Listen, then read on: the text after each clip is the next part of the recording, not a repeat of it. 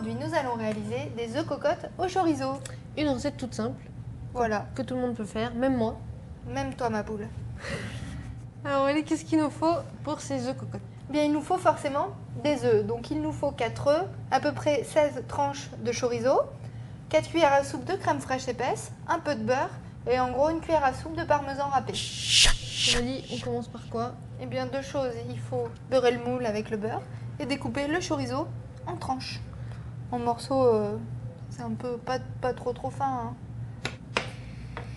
Pendant ce temps-là, je beurre les moules.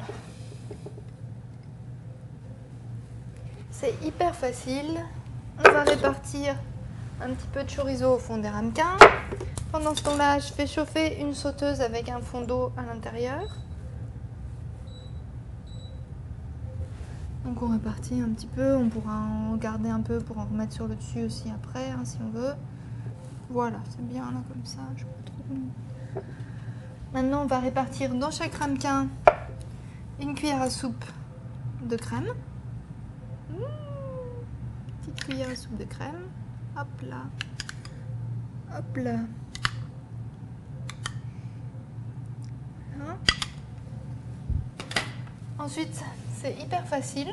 On va casser un œuf dans chaque ramequin. On va ajouter un petit peu de parmesan. On va saler, poivrer. Et on va mettre à cuire. Œuf.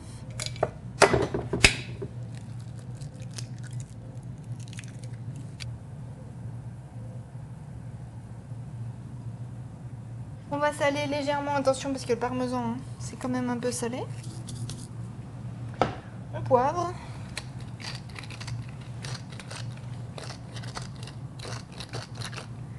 Et là, ce qu'on va faire, c'est qu'on va recouvrir. On va remettre un petit peu de chorizo avant. Quand même. Petit film plastique.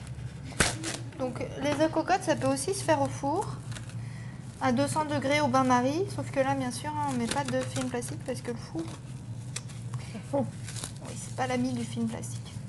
Alors Aurélie, les œufs cocottes, on peut les faire à tout ce qu'on veut.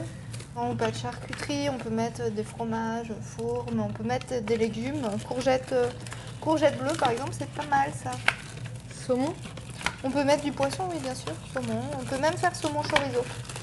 C'est très bon. Voilà.